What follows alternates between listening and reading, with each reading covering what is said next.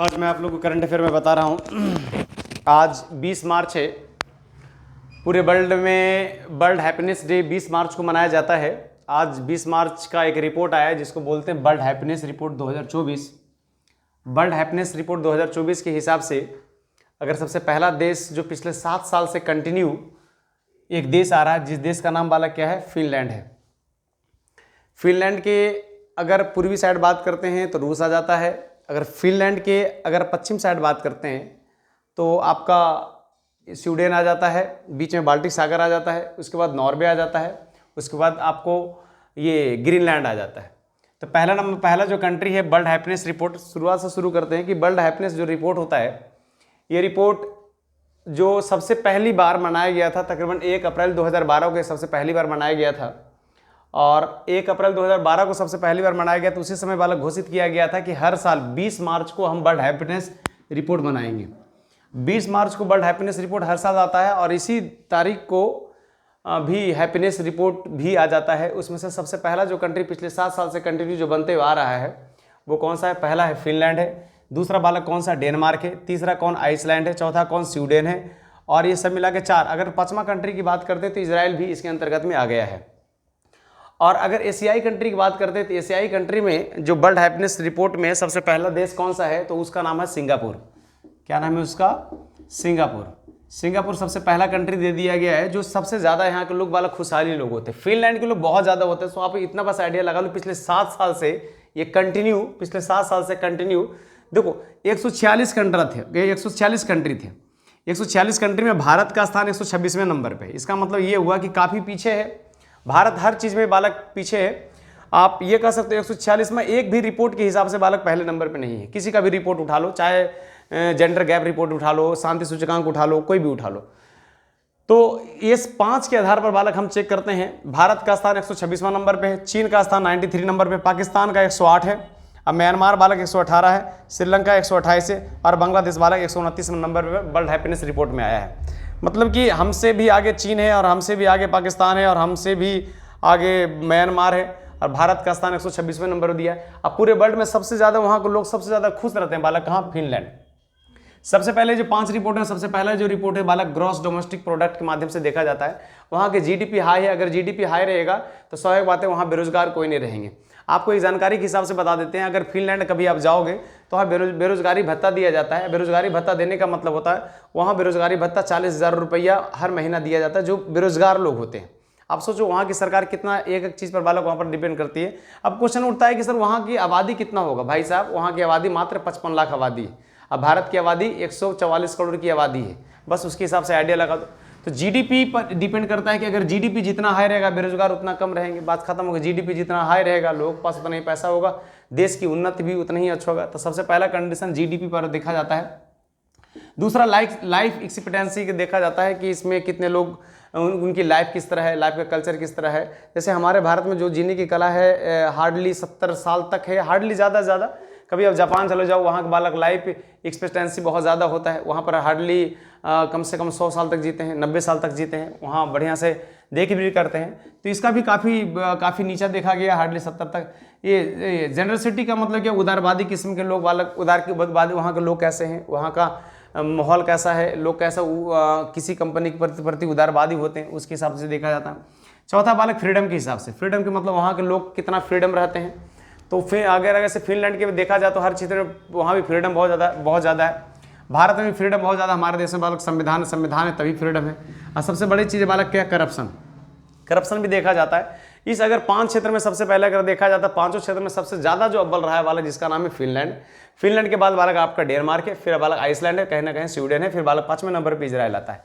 वहाँ पर 2 कंट्री को काउंट किया जाता है बालक कौन? स्कैंडियाई कंट्री, जिसमें स्कैंडियाई कंट्री में बालक नॉर्वे को लिया जाता है, स्वीडन को लिया जाता है और बालक कौन सा? डेनमार्क को लिया जाता है। 3 कंट्री जो होता है बालक स्कैंडियाई कंट्री आता है। यहाँ के मूल निवासी लोग जो रहते हैं जैसे बिल्कुल उन्हीं के तौर तरीके बालक सीखते हैं, उसको बोलते हैं स्कैंडियाई। एक नार्डिक कंट्री उसको कहते हैं बालक जो उत्तर देश के रहने वाले, जैसे हो गया फिनलैंड हो गया, आइसलैंड हो गया, डेनमार्क हो गया, नॉर्वे हो गया, स्वीडन हो गया।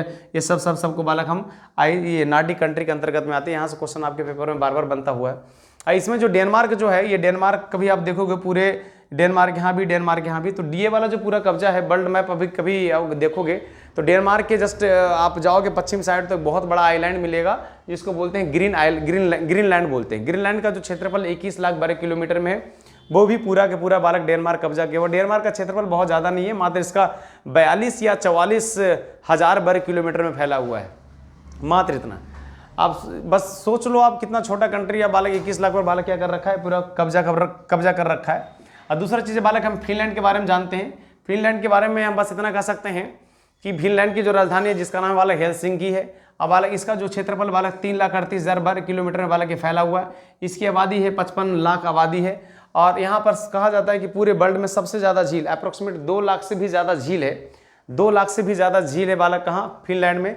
इसलिए झीलों का देश किसे कहते हैं, हम फिनलैंड को कहते हैं। तो इतना क्वेश्चन आपके पेपर में बन सकता है। सोच के देखो, फिनलैंड एक ऐसा देश है जिस देश में बेरोजगारी भत्ता मिलता है, इससे बेहतर और क्या समझ सकते हैं। हमारे देश में, हमारा देश एक ऐसा देश है कि हम अपने गवर्नमेंट जॉब को तैयारी करते करते 35 से 40 साल लगा देते हैं। आप सोच के देखो, 35 से 40 साल की उम्र में भी अगर नौकरी लगा तो आपके पास जीने का बचा क्या है, सारा हार्मोन मर गया, बॉडी के पार्ट्स बहुत सारे डैमेज हो गए, आपके पास बचा क्या है। इसलिए कम से कम एक चीज़ तो है, फिनलैंड जितने भी नॉर्डिक कंट्री है, जितने भी स्कैंडिनेवियन कंट्री है, तो दोनों कंट्री में कम से कम, आप कभी नॉर्वे जाना, नॉर्वे में बालक आज वहाँ का पार्लियामेंट में जो रिपोर्ट गया है कि पहले अब 1 लाख रुपया हम देते थे बेरोजगारी भत्ता, अब उसको 3 लाख रुपया देंगे बेरोजगारी भत्ता। ये नॉर्वे का सिस्टम होता है। तो कहीं ना कहीं नॉर्वे हो गया, स्वीडन हो गया, डेनमार्क हो गया। और कभी थोड़ा बहुत अगर मैप देखोगे तो मैप में बालक आपका ये मिल जाएगा, ये बिल्कुल बड़ा सा भाग रसिया है, ये फिनलैंड है, अब बालक ये स्वीडन है। अगर आप थोड़ा यहाँ देखोगे, इस मैप में देखो तो आपको अच्छे से समझ में आ जाएगा। देखो ये बड़ा सा भाग बालक रसिया है, रसिया के बगल में बालक ये बिल्कुल फिनलैंड है। फिनलैंड के जस्ट बगल में बालक जिसको बोलते हैं बैथनियाई की खाड़ी, ये जो खाड़ी आप देख रहे हो ना, ये जो बीच वाला भाग होता है, इसमें जो बीच वाला बैथनियाई की खाड़ी होता है, और ये पूरा भाग बालक बाल्टी सागर होता है। बाल्टी सागर पर सबसे ज़्यादा कब्जा कर रखा है, रसिया वाले ने कब्जा कर रखा है। और बालक ये फिनलैंड है। फिनलैंड के बालक सबसे नीचे जाओगे तो बालक हेलसिंकी मिलेगा। फिनलैंड की जो राजधानी है वो हेलसिंकी है। और स्वीडन का बालक स्टॉकहोम है जो बगल में मिलेगा आपको। नॉर्वे कोस्ट में बिल्कुल यहाँ, और नॉर्वे और स्वीडन के नीचे ही बालक आपका डेनमार्क है। और यहाँ पर जाओगे तो बालक आपको देखो, इसमें भी एक फरो आइसलैंड के बारे में बोला जाता है। फरो आइसलैंड भी बालक इसके अंतर्गत में रखा गया है, और ये बालक आपका आइसलैंड है। तो कहने का मतलब तात्पर्य बस इतना है कि ये अगर बालक मान के चलो रूस है, रूस के बगल में बालक फिनलैंड है, फिनलैंड के बगल में बालक बेथनाई की खाड़ी है, बेथनाई की खाड़ी के बगल में बालक स्वीडन है, स्वीडन के बगल में बालक नॉर्वे है, और नॉर्वे और स्वीडन के नीचे बालक सीधा क्या है, डेनमार्क है। और यहीं से सीधा अगर जाओगे तो बालक आइसलैंड है। तो आइसलैंड और नॉर्वे के बीच में बालक ये बोलता है फरो आइसलैंड। फरो आइसलैंड भी बालक वो लोग वहाँ रहते हैं। और इसके ये जो बड़ा सा भाग दिख रहा है ये बालक कौन सा है, ग्रीनलैंड हो गया। तो ये क्वेश्चन आपका पेपर में बन सकता है, तो थोड़ा सा ध्यान रखिएगा। और फिनलैंड, तो आप देखो बस इतना, बस आप आइडिया लगा लो। फिनलैंड के जो लोग हैं बालक, उनको 40,000 भत्ता दिया जाता है। उनकी फिनलैंड में ना हर चीज़, उनका जीडीपी बढ़िया है, लाइफ एक्सपेक्टेंसी काफ़ी बढ़िया है। वहाँ लोग ज़्यादातर बालक से पैदल चलते हैं, हमेशा बहुत ज़्यादा खुश रहते हैं, साइकिल से चलते हैं। वहाँ उनको कुछ ऐसा नहीं है कि मेरे पास लैम्बोर्गिनी होना चाहिए, मेरे पास ये होना चाहिए, कोई एक्सपेक्टेंसी नहीं है। बस जैसे लाइफ चल रहा है उसको अच्छे से चलने दो। और वहाँ की आबादी भी बहुत कम है, मात्र 55 लाख उसकी आबादी है। जनरस बालक काफ़ी वहाँ को उदारवादी होते हैं, हमेशा फनी रहेंगे, बाकी खुश रहते हैं। फ्रीडम भी काफ़ी वहाँ का बिल्कुल फ्रीडम रहता है।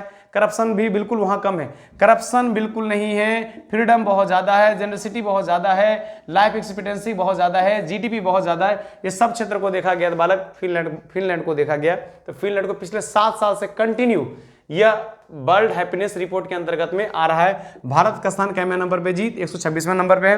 पूरे एशिया में कौन सा ऐसा देश है बालक जो वर्ल्ड हैप्पीनेस रिपोर्ट 2024 में सबसे पहला कंट्री आया, जिसका नाम है बालक सिंगापुर। जिसका नाम क्या है, सिंगापुर। ध्यान रखिए, 2-3 क्वेश्चन है, शुरू हो जाएगा।